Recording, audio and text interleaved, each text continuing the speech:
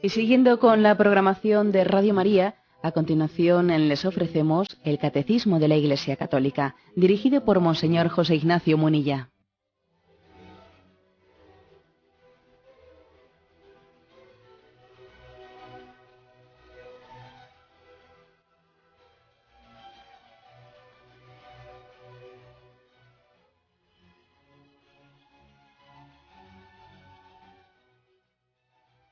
Un cordial saludo a todos los oyentes de Radio María. Un día más, con la gracia del Señor, proseguimos el comentario del Catecismo de nuestra Madre, la Iglesia.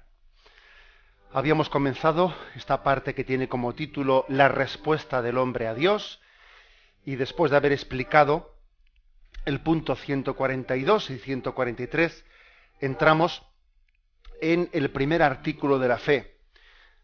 Sabéis que el credo comienza diciendo creo. Bueno, hablamos de ello.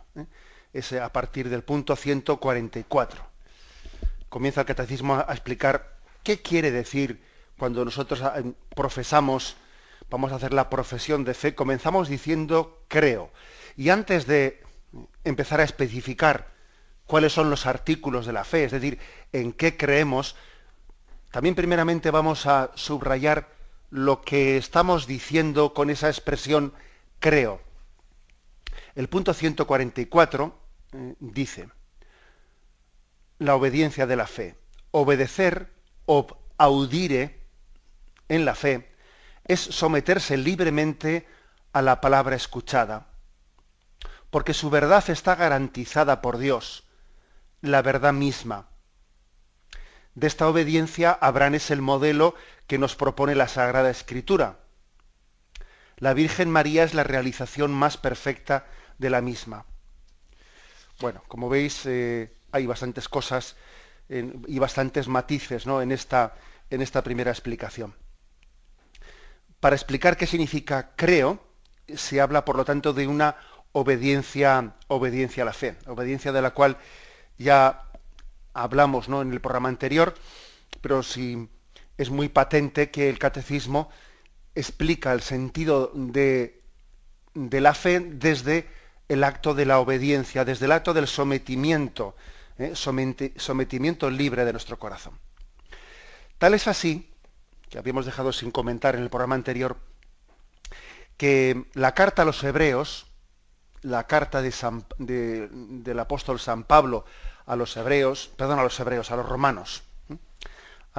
que es una carta pues posiblemente en la que más se aborda en la Sagrada Escritura el tema de la fe, del asentimiento de la fe. Esta carta de San Pablo a los romanos comienza y termina con esta identificación de la fe con la obediencia. Fijaros, Romanos, el comienzo de la carta es así.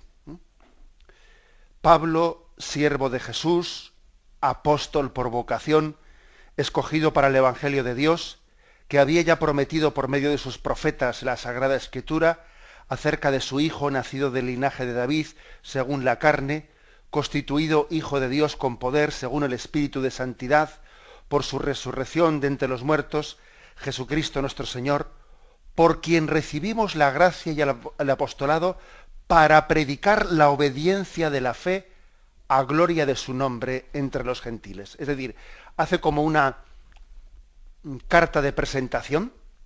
Este es Pablo, apóstol de Cristo por vocación, escogido, etcétera, etcétera, para predicar la obediencia de la fe. Esta es la carta de presentación de Pablo. Hay la predicación, el hecho cristiano, él lo define como la obediencia de la fe. Y termina la carta de los Romanos, termina pues con en Romanos 16, versículo 27, ¿no? Y fijaros cuál es el saludo de despedida. Os saluda Erasto, cuestor de la ciudad, y Cuarto, nuestro hermano, aquel que puede consolidaros conforme al Evangelio mío y la predicación de Jesucristo, revelación de un misterio mantenido en secreto durante siglos eternos, pero manifestado al presente por las Escrituras que lo predicen, para disposición del Dios eterno, dado a conocer a todos los gentiles por la obediencia de la fe. A Dios, el único sabio, por Jesucristo, a Él la gloria por los siglos de los siglos. Amén. Es decir, fijaros también que el inicio de la carta de San Pablo a los Romanos y la corona de esa misma carta hace referencia a lo mismo. La predicación de la obediencia a la fe. Bueno, tiene una importancia pues colosal entender bien este término de obediencia a la fe. Es interesante también acercarse a la etimología de esta palabra. Quizás popularmente hablando, la palabra obedecer nos sugiere pues una adhesión obligada. Hay que obedecer. Bueno, pues es como decir, ahora, trágatela. Popularmente hablando, la palabra obediencia, y máxime en este contexto cultural en el que hay una crisis de autoridad muy manifiesta, la palabra obedecer tiende a tener un contexto negativo. Hay que obedecer, pues, como diciendo, no puedes ser libre. Es decir, se te impone, se te pide obediencia, ¿no? Es algo contrario a la propia autonomía del hombre, etc. Y la etimología de la palabra obedecer, la verdad es que esto le da la vuelta a esa falsa comprensión, porque la palabra obedecer viene del latín y significa básicamente saber escuchar, escucharle al otro, escuchar al que tienes ante ti. Ob audire, obedecer, que viene de obaudire, es como escuchar frente al otro, al que está frente a mí. Es un saber escuchar al que tengo frente a mí. En ocasiones las etimologías, la etimología de las palabras suele sanar mucho pues una comprensión deformada o equivocada que popularmente ha ido adquiriendo una palabra, ¿no?, desde un determinado contexto cultural. Obedecer es saber escuchar. Fijaros que esto es es como un audífono más sensible. Tengo más capacidad de escuchar. No es meramente un trágatela, una imposición de una autoridad superior a la tuya. Es una mayor capacidad de escucha. Bien, todos, seamos o no conscientes de ello, estamos escuchando, o sea, estamos obedeciendo a otros. Seamos o no seamos conscientes de ellos, ¿no? Estamos prestando determinada obediencia. Todos. Es imposible no hacerlo. Hay voces externas o hay voces internas a las que estamos escuchando y a las que estamos aceptando, acatando. Oímos muchas cosas, pero escuchamos solo algunas. Hay un bombardeo de cosas que oímos, pero escuchamos algunas. Y sin embargo, a veces estas opciones no son del todo libres. Pues que, vamos a ver, es raro que se tenga el suficiente criterio siempre para ver si escucho libremente, conscientemente una cosa u otra. Uno puede estar acatando con pues tendencias de las modas, influencias de los amigos, de las cuadrillas, y de una manera bastante inconsciente. Bastante inconsciente. Hay reclamos de la propia sensualidad, del capricho. ¿A quién obedezco? Esa es una buena pregunta. Yo soy consciente de a quién estoy obedeciendo. ¿Qué voz debo de escuchar, ¿no?, para vivir con ecuanimidad, para ser conforme al designio que Dios ha establecido en mi vida? Es una pregunta bastante lógica, ¿no? Bien, pues digamos que desde el punto de vista del Evangelio, nosotros hemos elegido, desde nuestra libertad abierta a la verdad y a la vida, servir al Señor de la vida. O sea, queremos ser conscientes de que queremos servir al Señor de la vida. Por la obediencia al plan de Dios, respondemos con un sí firme, ¿no?, al amor de Dios que Él nos ha mostrado. Sí a la verdad que se nos ha revelado en Jesucristo, a la verdad evangélica que nos capacita para discernir la voz de Dios y saber distinguirla. Bueno, por lo tanto, cuando aquí se nos está enseñando el significado de la palabra creo, se nos está con ello ayudando, empujando, o se nos está pidiendo que discernamos cuáles son nuestras interiores obediencias, qué tipo de obediencias interiores tenemos. Bueno, fijaros una cosa, aquí en esta definición de obedecer o baudire, en la fe es someterse libremente a la palabra escuchada, porque su verdad está garantizada por Dios. Bueno, pues hay que decir que hay distintos tipos de obediencia, ¿eh? Primero hay un tipo de obediencias que son más bien exteriores, ¿eh?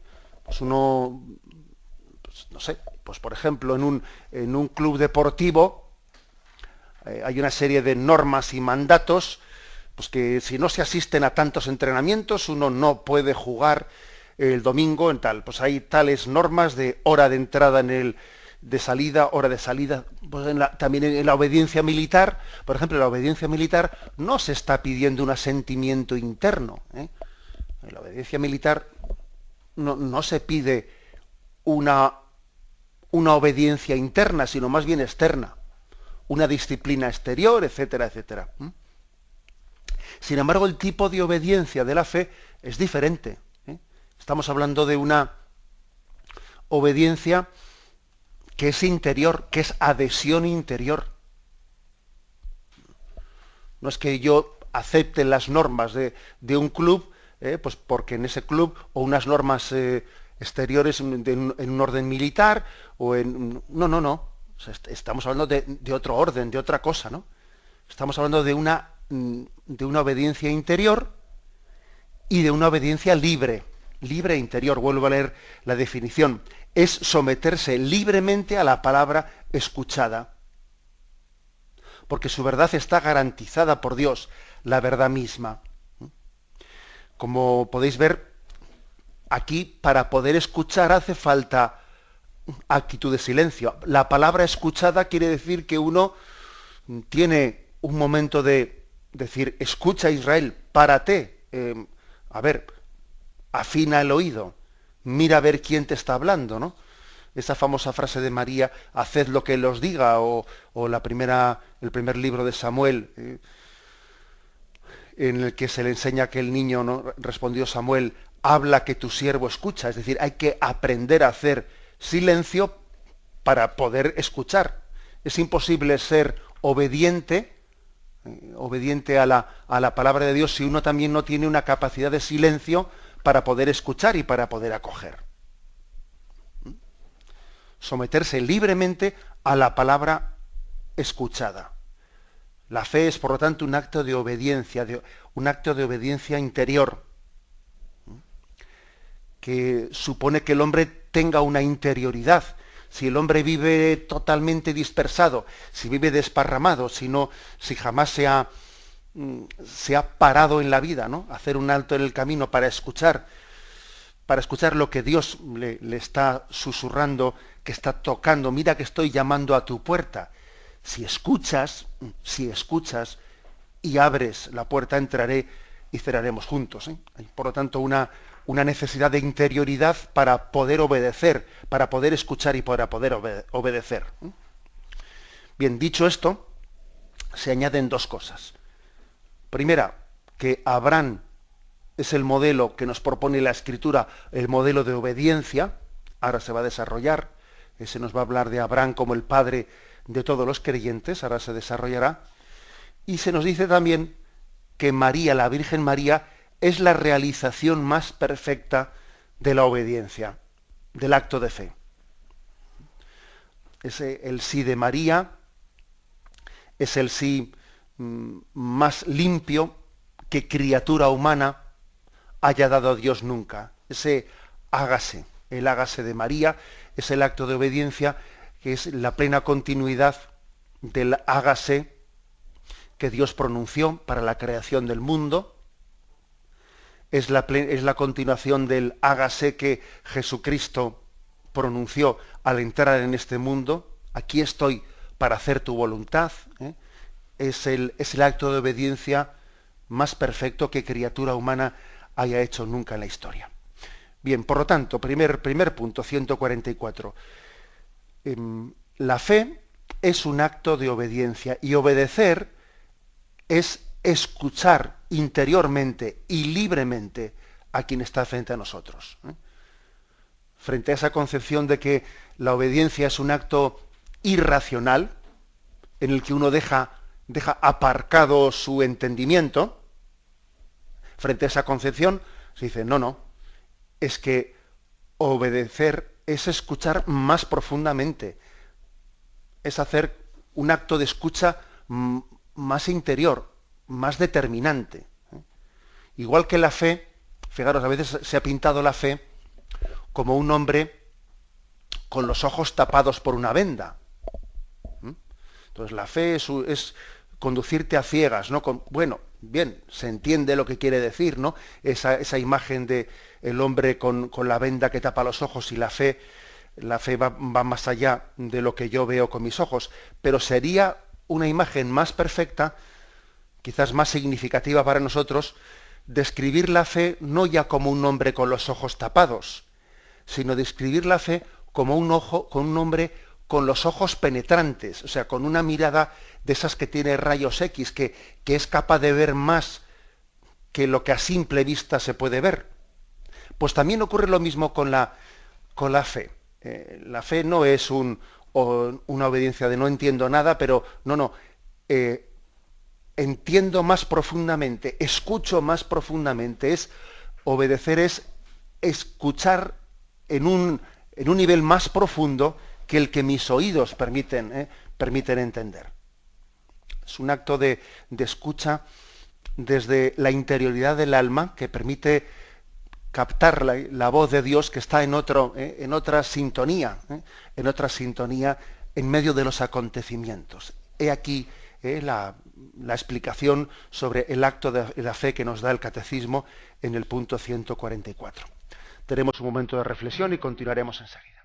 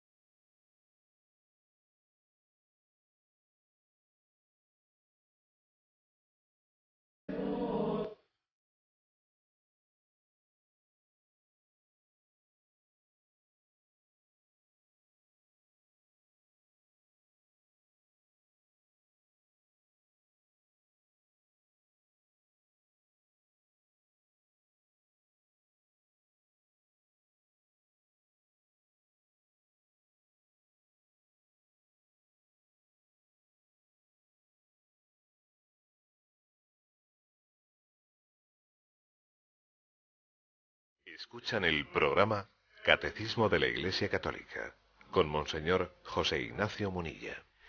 Pasamos al punto 145. Se nos ha dicho que Abraham es el modelo de la fe que nos propone la Sagrada Escritura, y María es la realización más perfecta. Bien, de la fe de María hablaremos en otro momento, pero vamos a hablar ahora de ese modelo de Abraham. Como podéis ver, quiero hacer ver una cuestión. No se habla en el Catecismo, porque no se habla en la Escritura, de la fe de Jesucristo. No sería correcto decir que Jesucristo es nuestro modelo en la fe. Hombre, no, porque entendemos que Jesucristo no solamente tenía fe, la forma de adhesión a la voluntad de Dios que él tenía, o a su padre, no era en la fe, sino que era superior a la fe. Él es una persona divina, ¿eh? No es una persona humana, es una persona divina, aunque tiene una condición humana. Jesucristo tiene una condición humana, pero él es una persona divina. Por eso él no tiene fe, meramente fe, no, él tiene una visión beatífica. Bien, este es un tema que, llegados los capítulos de la Cristología, allí se habla de ellos.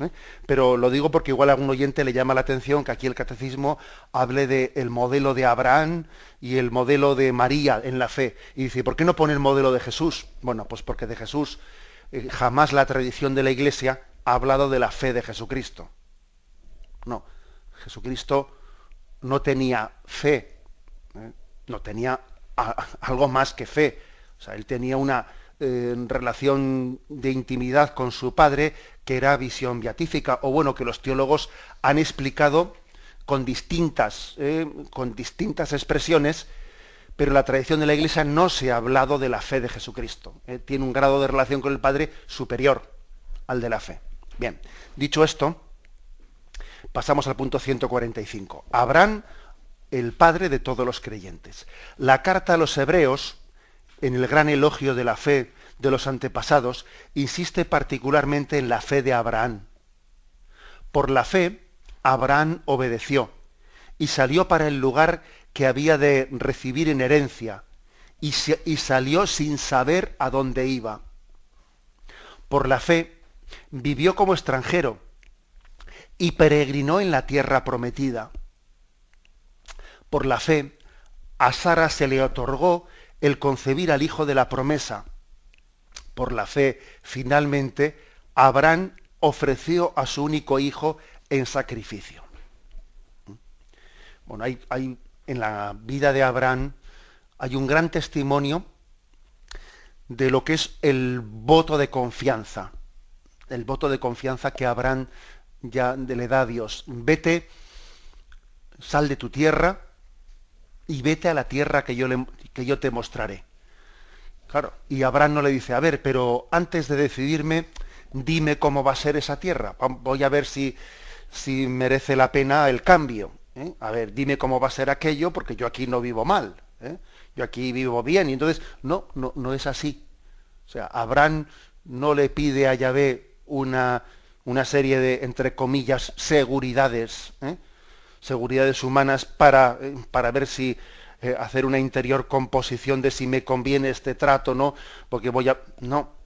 O sea, Abraham no está manipulando su relación con Dios para que le sea, digamos, beneficiosa en el sentido humano de la palabra. No. Si Dios le dice, deja esta tierra, siendo un hombre acomodado y siendo un hombre pues que era dueño de grandes rebaños, etcétera, si le dice que deje sus comodidades, se fía de Dios, porque entiende que Dios sabe más. Este acto de sometimiento de Abraham, de dejar sus seguridades, de despojarse de ellas, es lo que la Iglesia, lo que la tradición de la Iglesia nos propone como ejemplo. Nosotros a veces, antes de dar un paso adelante, queremos tenerlo seguro. Cuando yo tenga seguro que este paso que voy a dar, ¿no? Si en la vida espiritual se me propone desprenderme de algo, bueno, pues si yo veo en el momento en el que Dios me convenza de que este paso que voy a dar me va a retribuir más bienes que otra cosa, entonces lo doy. Y sin embargo Abraham nos enseña otra cosa, es tú primero da el paso y luego verás que Dios es bueno y Él, cualquier cosa de la que nos pide desprendernos, nos dará el 100%. Pero lo vas a ver después. No pretendas verlo antes. Que nosotros somos muy segurolas. Somos muy segurolas y yo quiero tener bien claro el beneficio que voy a tener de renunciar a esto. Claro. Y Jesús dice a los apóstoles, os daré el 100%. Pero lo verás cuando tengas que verlo. No lo vas a ver ahora. Esta es la gran lección de Abraham. de despojarse, y comparadlo con aquel joven rico al que Jesús le dice: ve, vende lo que tienes, dáselo a los pobres, ven y sígueme. Y tembló. Y sin embargo Abraham no tiembla, se desprende. Va a un país extranjero, en donde no es nadie, en donde está sometido a peligros, donde corre incluso el riesgo de pensar: bueno, a mí Yahvé, no sé si me está escuchando, porque yo veo que va adelante el tiempo y él me ha dicho que me va a dar una gran descendencia, yo no veo que esto se esté cumpliendo. Finalmente Dios permite que Sara conciba, ya en su vejez, que Sara conciba, le da el hijo de la promesa. Y cuando parecía que ya se hacía un poco de luz en aquella promesa, bueno, pues le pide que le sacrifique. Bueno, pues ahora sí que no entiendo nada, ahora sí que no entiendo cómo Dios me prometió una descendencia, después de mucho esperar me da un hijo y ahora me pide que lo sacrifica, ¿no? Pues bueno, pues es que no entiendo nada. Y sin embargo, Abraham está dispuesto a ofrecer su único hijo. Bueno, todos conocemos la historia, como el corazón de Dios se conmueve ante esa obediencia de Abraham, ante esa confianza, se conmueve. Juro por mi nombre, oráculo de Yahvé, que por haber hecho esto, por no haberte reservado a tu hijo, a tu único hijo, te daré en herencia a las naciones. Dios se conmueve ante ese voto de confianza, ¿no?, que Abraham da en Yahvé. Y otro detalle más es el detalle de que Yahvé le había prometido que él iba a llegar a ver esa tierra que le iba a mostrar, y Sara, su mujer, llega el momento de su fallecimiento. Dice que Sara vivió muchos años, y que llega el momento en el que va a fallecer y dice: tengo que enterrar a mi mujer en una tierra extraña. O sea, no voy a poderla enterrar en una tierra que Yahvé ya me ha entregado. Y entonces cuenta el capítulo 23 del Génesis que Abraham pidió que le diesen una tierra de propiedad para él, ya de propiedad sepulcral, en la que él pudiese tener por lo menos una tumba, en la que poder depositar a su esposa, a su muerta, a Sara. Dadme una propiedad sepulcral para retirar y sepultar a mi muerta, dice Abraham, y le dan un pequeño lugar para poder enterrar, y él ya ve cumplida la promesa de Dios. Dice: bueno, ya he enterrado a mi mujer en un lugar que es mío. Ya empieza a cumplirse la promesa de Dios. Fijaros que también uno podría decir: jolín, ¿con qué poco se conforma Abraham? Porque, hombre, ya ver cumplida la promesa, te daré una tierra que, en el mero hecho de que ha podido comprar, esas son las arras. Es el pequeño adelanto de Dios. Abraham tiene el mérito de que en esas arras, en ese pequeño adelanto, está viendo ya el inicio del cumplimiento de la promesa. Frente a esa tendencia nuestra en la que para sentirnos bendecidos por Dios tenemos que ver ya el final de la película, Abraham ya se siente bendecido por Dios porque ve ya el inicio de la bendición de Dios. Y bendice a Yahvé porque haya encontrado esa tierra en la que poder sepultar a su mujer. Y permitidme que haga este contraste, ¿no? El contraste entre este Abraham que ve los signos de la bendición de Dios y nuestra falta de fe, que hasta que no vemos todo cumplido y todo absolutamente realizado, ya sin ninguna duda de nada, no percibimos la bendición de Dios. Este es otro aspecto bajo el que Abraham se nos presenta como modelo de la fe. El hombre que percibe la bendición de Dios desde sus inicios. No hay que esperar a que todo esté cumplido para percibir que Dios nos bendice. En esta vida estamos recibiendo las arras, el adelanto de la vida eterna. Y aunque no todo está cumplido, Dios ya nos está bendiciendo. Y Abraham es modelo para nosotros en esa captación y en esa percepción de la bendición de Dios. Tenemos un momento de reflexión y continuaremos enseguida.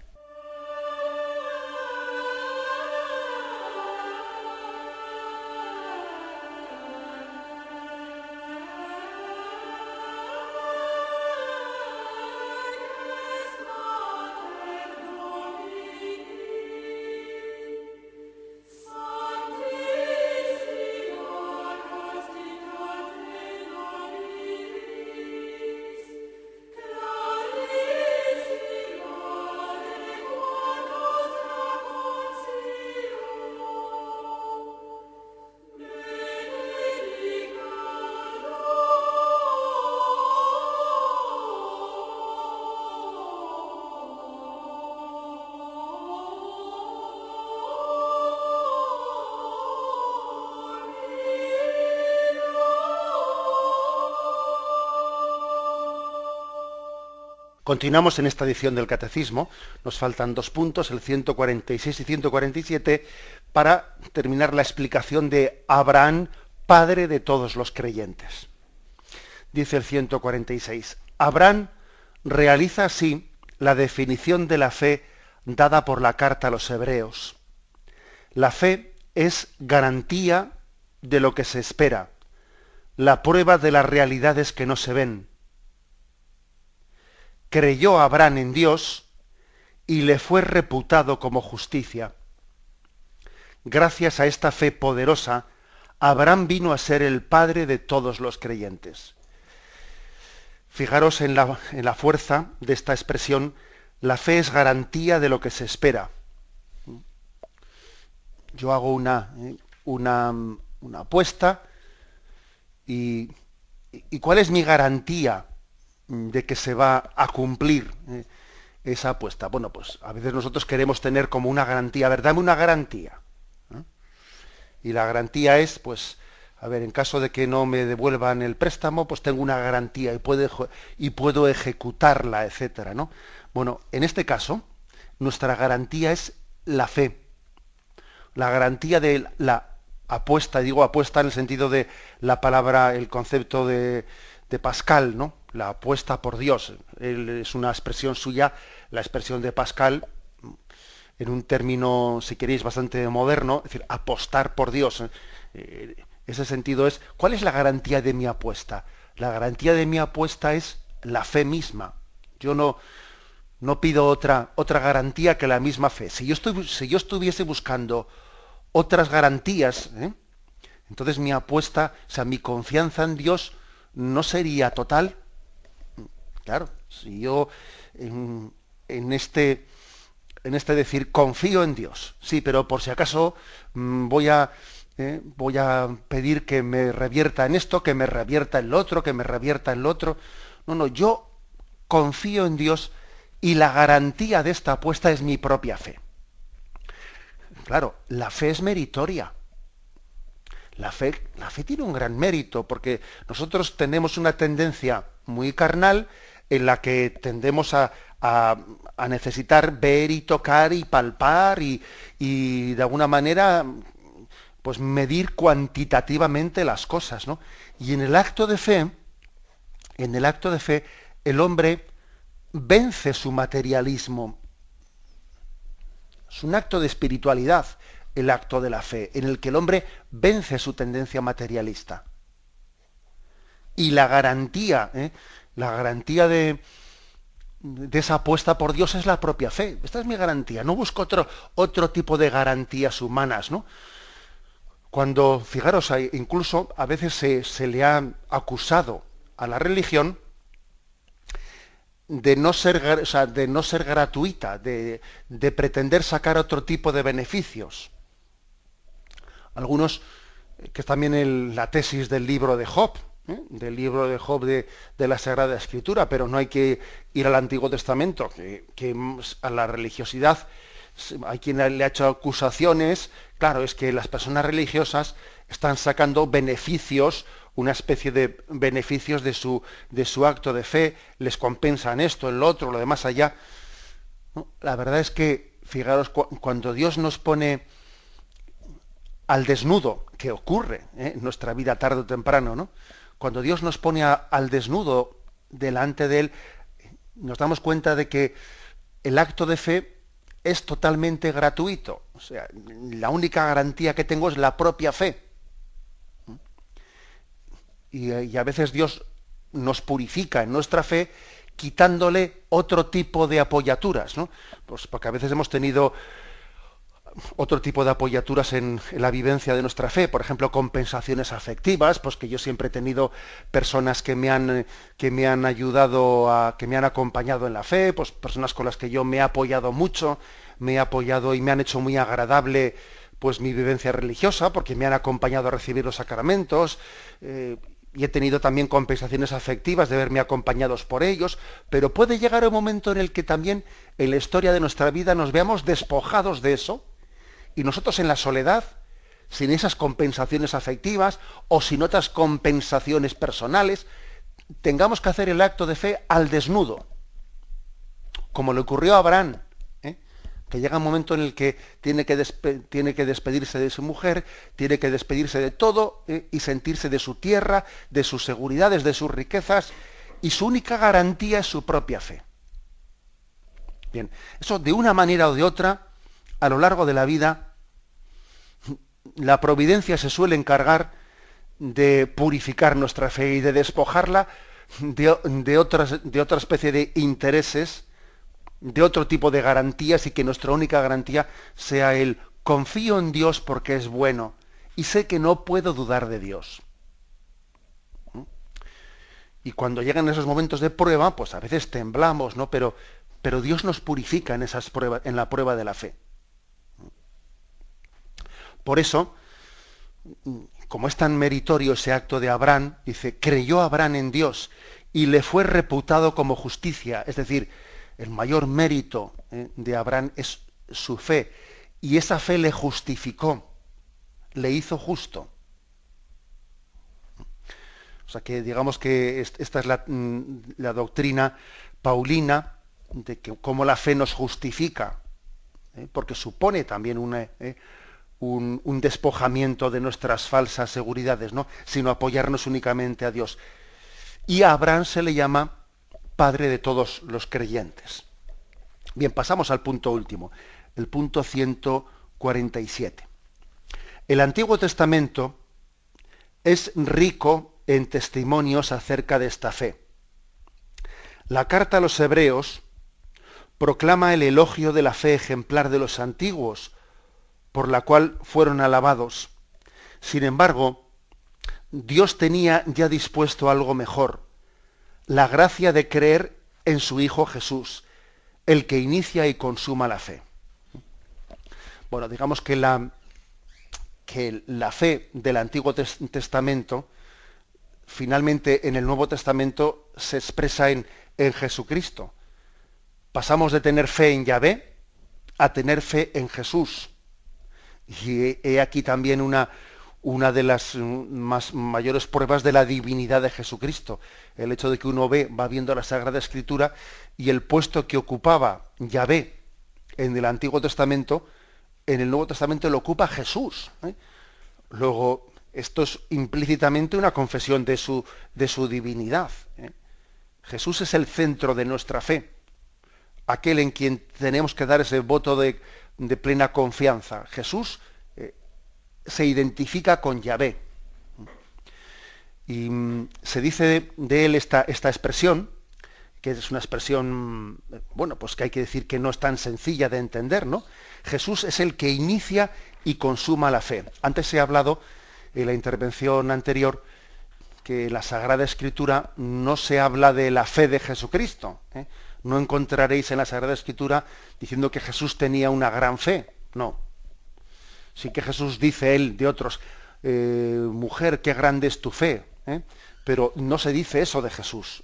Jesús, como Hijo de Dios que es, el tipo de relación que tiene con Dios Padre no es en la fe, sino que es superior a la fe. Existe, sin embargo, este texto, este versículo de la carta a los Hebreos, en el que, sin llegar a decir que Jesús tenía fe, dice la gracia de creer en su Hijo Jesús, el que inicia y consuma la fe. Bueno, es un texto misterioso en el que también necesitaríamos esa luz de comprensión, a la luz de la tradición de la Iglesia, para entender qué significa que Jesús inicia y consuma la fe. Pero podemos entenderla perfectamente como que Él nos da el don de la fe. Jesucristo es el dador del don de la fe, y Él, la adhesión a su persona, esa llamada a la que estamos todos llamados, que es de unirnos a Jesús por toda la eternidad, eso será la consumación de nuestra fe. Pasaremos de la fe a la visión, de la esperanza a vivir con Cristo para siempre. La consumación de nuestra fe será vivir con Jesús para siempre. El cielo consiste en ese cambio de estado en el que no hay diferencia entre la adhesión a la persona, porque aquí estamos adheridos a Jesús y en el cielo estaremos adheridos a Jesús. Pero la diferencia entre la tierra y el cielo no es allí estar con Jesús y aquí estar sin Jesús, no. Estar allí de una manera consumada y aquí estar a través de la mediación de la fe. Fijaros bien que el cielo y la tierra no tienen la diferencia de con Dios o sin Dios. Aquí estamos con Él, aquí estamos con Jesús.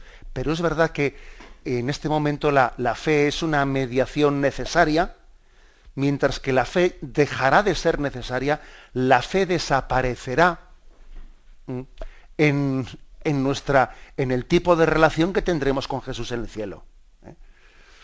Esto también nos ayuda a entender por qué no decimos de Jesús que aquí tuviese fe. Porque de alguna manera Él estaba teniendo ya en esta vivencia en la tierra un tipo de relación con el Padre, pues que podíamos asimilar a otro género, pues cual nosotros vayamos a tener ya cuando estemos en el cielo. Nosotros en el cielo no tendremos fe. Tendremos la visión de Dios y tendremos un tipo de adhesión a Él plenamente consumada. Bien, Jesús tuvo, ¿no?, con el Padre un tipo de relación que superaba, ¿no?, mientras que estaba entre nosotros, que superaba ese grado de relación con la fe que nosotros tenemos en este momento. Pero Jesús es el que inicia la fe, el que nos da el don de la fe a nosotros y el que la consuma en la visión beatífica. Bueno, como veis, es un intento de explicación de qué significa este versículo, Hebreos 11, versículo 40, o también Hebreos 12, versículo 2. Lo dejamos aquí, en esta proposición que nos ha hecho el Catecismo de Abraham como padre de todos los creyentes. Y damos paso a la intervención de los oyentes. Podéis llamar para formular vuestras preguntas al teléfono 917-107-700. 917-107-700.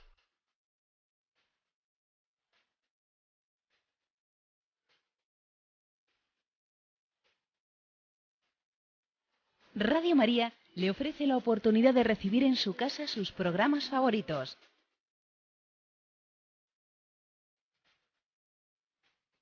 Ahora lo puede hacer a través de nuestra página web www.radiomaria.es o bien llamándonos al 902 500 518.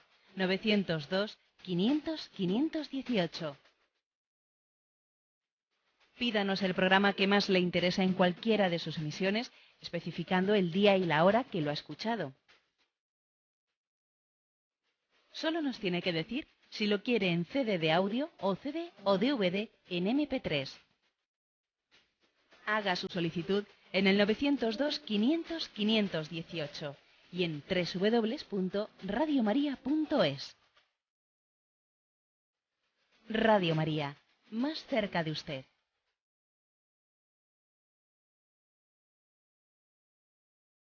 Sí, buenos días, ¿con quién hablamos? Señor, adelante, le escuchamos. Yo le considero un obispo cercano a los jóvenes y quería saber qué opina del movimiento 15 de mayo y también porque la Iglesia no ha tenido un gesto expreso de cercanía y de apoyo a estos jóvenes. Bueno, vamos a ver. Mire, ¿yo qué es lo que opino? Pues vamos a ver. Yo le voy a decir que, obviamente, detrás de ese movimiento existe una reacción, una reacción, pero una reacción que también puede tener unos valores morales, obviamente, yo soy consciente de ello. Pero sí que voy a decir que me llama la atención observar cómo es curioso que en esta sociedad, para que tengamos que reaccionar, tiene que hacer falta que el bolsillo esté en peligro, que la cartera esté en peligro. Es curioso que tanto a nivel de elecciones, ¿no? Estamos en una cultura en la que para que un gobierno pierda unas elecciones o para que haya una reacción social, tiene que haber una crisis económica en la que la gente con el paro ya, mientras que haya trabajo, mientras que tengamos dinero fácil, etcétera, etcétera, es curioso que nadie reacciona. Aunque la familia se rompa, aunque haya un fracaso escolar tremendo, aunque los medios de comunicación sean una basura, nada, todo el mundo a tragar. Ahora, cuando ya llega la crisis económica y cuando ya nos toca el bolsillo, entonces sí, entonces ya cambiamos el gobierno, entonces ya salimos a la calle. Entonces, esa es la primera lectura que yo hago al respecto, que nuestras reacciones morales, o sea, que nuestras supuestas reacciones suelen ser muy materialistas. Por otra parte, veo que las reivindicaciones que vamos conociendo de ese movimiento, hay unas reivindicaciones muy confusas. Algunas de ellas también de tipo laicista, pidiendo una mayor separación del ámbito religioso y del ámbito civil, como si estuviesen demasiado juntos o demasiado... Bueno, incluso también hemos visto algún tipo de pancarta del orden de menos crucifijos y más trabajo fijo, que yo francamente cuando vi eso dije, ¿y qué tendrá que ver una cosa con la otra? Es decir, que yo veo en todo ese movimiento del 15M, veo obviamente una oportunidad para una reflexión, para que dejemos de ser borregos, para que pensemos, para que reflexionemos, para que etcétera, pero veo también que el motivo que lo ha llevado a cabo, o sea, que lo ha provocado, es un motivo meramente económico, y veo también, en ese grado de reflexión que se está llevando a cabo, desorientación, falta de coherencia, y también veo pues un tipo de, ¿cómo voy a decir?, de que se está, en el tipo de reivindicaciones que se hacen, se está asumiendo todo lo políticamente correcto,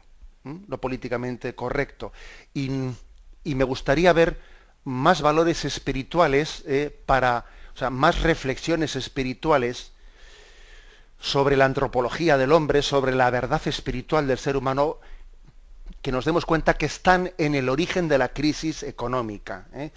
Detrás de la crisis económica hay una crisis de valores morales y valores espirituales que me da la impresión de que no se ha captado todavía en esa reflexión de los indignados a los que se llama. Ahora, me parece muy bien que nos indignemos, porque es que yo creo que ya lo durísimo es que lleguemos al grado de descomposición moral que hemos llegado sin que nadie se indigne, pero me gustaría que nos indignásemos no solo por el tema económico, también lo digo así claramente. Damos paso al siguiente oyente. Buenos días. Hola, buenos días, monseñor. Sí, adelante. Mire, una pregunta pues muy sencilla que me viene muchas veces a la cabeza y se refiere al significado de la palabra creer, creo. Yo muchas veces me gustaría poder sustituir, ya sabe el sentido que tiene habitualmente en la vida corriente, pues la semana pasada llovió 3 días, bueno, creo, no sé si serían 4 o 5, yo creo que muchas veces me gustaría sustituirla por la palabra sé. Es más, no sé, en el credo mismo, pues sé que la Iglesia Católica pues es la Iglesia de Jesucristo, la formulación sería un poco más larga, pero nunca se utiliza la palabra sé. Y el creo pues parece que indica duda, y claro, si lo que creemos lo tenemos seguro, porque nos lo ha dicho Dios, que más seguridad, pues entonces no sé cómo no se ha pensado en utilizar pues tantas veces como se pueda la palabra sí. Esa es la pregunta. Bien, vamos a ver, yo creo que, y respondo diciendo creo que no, vamos, soy consciente de que la palabra creo, y ahora mismo yo me he delatado al decir yo creo que, la palabra creo, pues no siempre se utiliza en el sentido de fe teologal, sino que con frecuencia la utilizamos, pues como ahora mismo he empezado a decir yo creo que, como una expresión que es un saber inseguro. Pero claro, no es lo mismo utilizar la palabra creo en el sentido de virtud teologal, que de opinión del hombre. Creo que esos dos niveles hay que distinguirlos. Yo ahora mismo, cuando utilizo la palabra creo, es una opinión personal. Pero la palabra creo, el acto de fe, se trata de una virtud teologal que no podemos sustituirla por la palabra sé. La virtud teologal es un saber apoyado en la confianza en Dios, en el testimonio de Dios, en el testimonio que Dios nos ha dado, ¿no?, a través de los testigos que Él ha elegido. Es un saber diferente, es un saber apoyado en el saber de Dios, en el saber de Dios, y no es un saber apoyado en mi propio saber humano. Con lo cual yo creo que no es sustituible la palabra creo por la palabra sé, porque sería como si yo me apoyo en mi propia sabiduría y no me apropio en la sabiduría de Dios. Entonces yo ya le entiendo lo que usted quiere decir, porque a veces, claro, el acto teologal, como se dice con la misma palabra de mi opinión, que creo, no creo, sí creo, no, pero claro, hay que distinguir el término cuando se refiere a la virtud teologal o cuando se refiere a mis opiniones personales. La virtud teologal se apoya en el saber de Dios, que es muy superior a la sabiduría humana. Damos paso a un siguiente oyente. Buenos días. Hola, buenos días. Sí, adelante, le escuchamos. Mire, yo quería hacer una pregunta acerca del matrimonio y la concepción de los hijos. Porque, bueno, he estado leyendo la encíclica de Juan Pablo II, de Consortio Familiaris, sí, creo que se llama. Y la cuestión es que, bueno, para concebir hijos, una de las causas que se excluye la posibilidad, bueno, que se excluye, que no se excluye, es los graves motivos. No sé a qué se refiere los graves motivos. Le digo por mi caso personal, que, bueno, yo tuve un aborto en febrero y soy RH negativo y me han dado un mínimo de anticuerpos por ser mi hija primera RH positivo. Entonces yo quiero saber si me tengo que dejar guiar por lo que me digan los médicos, que todavía hoy voy al médico y no es lo que me van a decir, pero si me tengo que dejar guiar por si me dicen, pues ahora te tienes que esperar, o sería muy peligroso que tuvieses otro hijo, o es que no sé cómo actuar y mi marido y yo pues no sabemos qué hacer, o dejarnos guiar de la mano de Dios y que sea lo que Dios quiera. Lo que yo no quiero es ser una inconsciente y no actuar conforme a la voluntad de Dios, que le pregunto, Dios mío, ¿qué hay que hacer? Y claro, siempre llego a la misma conclusión: el matrimonio, si nos hemos casado, como nos dijo el sacerdote, para concebir hijos, pero claro, quiero tener hijos también de manera responsable. Entonces hay médicos que he oído casos que les han dicho que ni se les ocurra tener hijos y luego han tenido hijos sanos y maravillosos. Entonces es mi pregunta, ¿qué es lo que debemos hacer? Bien, de acuerdo, se lo ha formulado perfectamente la pregunta. Vamos a ver, la encíclica Familiaris Consortio, como también otras encíclicas de la Iglesia, hablan de la paternidad responsable. Entonces la paternidad responsable es la conjunción de dos cosas, ¿no? En cuanto a la finalidad, la paternidad responsable, entendemos el estar abiertos al don de la vida, entendiendo que Dios también nos ha dado un discernimiento, o sea, Dios nos ha dado una inteligencia para discernir los hijos que entendemos, que creemos, que podemos acoger según las circunstancias concretas en las que nos encontramos. Es discernir si creemos que nosotros debemos de buscar o no buscar explícitamente en un momento determinado el don de la vida, dependiendo de nuestras circunstancias. Entonces, vamos a ver, si por ejemplo hay un problema de salud, puede ser serio, por el tipo, claro, yo, como se puede usted imaginar, esa cuestión médica a la que usted ha hecho referencia del RH positivo o negativo, pues no tengo ni idea y desconozco si se trata de una cuestión seria, pero supongamos que sí, supongamos que sí pues puede ser un motivo pues para intentar posponer el siguiente hijo, y siendo una cuestión seria, una cuestión grave, puede ser una razón suficiente para procurar que nuestro próximo hijo no sea inmediatamente concebido. Una razón grave, una razón seria a la que se refiere la familia de consorcio puede ser esa, puede ser también la de un problema grave económico, puede ser circunstancias determinadas. Lo que no se entendería por razón grave, pues es sencillamente pues por una especie de planes que son más materialistas, que en el sentido que ahora nos gustaría poder comprar otro coche, nos gustaría poder tener más comodidad, pues un nuevo hijo en este momento nos cambiaría un poco el planteamiento de vida, que queremos que sea más cómodo. Eso no serían razones serias, serían más bien razones egoístas y por tanto no esgrimibles a la hora de planificar la paternidad o la maternidad. Ahora bien, otra cosa distinta que también dice la Familiares Consorcio es que además de estudiar la moralidad del fin, también hay que discernir la moralidad de los medios. Siempre será inmoral el recurso a los métodos artificiales del control de la natalidad, mientras que será moral el recurso a los métodos naturales. Es decir, que Dios mismo ha puesto la fecundidad y la fertilidad de la mujer, pues no siempre fértil, no siempre fecunda, ¿no? Con lo cual lo que será moral será cuando hay motivos serios para posponer la siguiente concepción, recurrir en ese caso, que hay de motivos serios, recurrir a la regulación natural de la fertilidad. Sabiendo que el hombre propone y Dios dispone. O sea, quiere decir que el hombre, para el ser humano no existe paternidad no deseada. Es decir, yo creo que ahora no será prudente, pues porque hay un problema médico serio, puede no ser prudente el buscar inmediatamente el siguiente embarazo. Pero si ese embarazo llegase, lo acogemos de una manera absoluta y plena, por aquello de que el hombre propone y Dios dispone. Y la última palabra en el tema de la paternidad y de la maternidad la tiene Dios, que Él habla en última instancia. Ese es básicamente, digamos, un pequeño resumen de la doctrina de la Humanae Vitae o de la Familiares Consorcio. Tenemos el tiempo cumplido. Me despido con la bendición de Dios Todopoderoso, Padre, Hijo y Espíritu Santo. Alabado sea Jesucristo.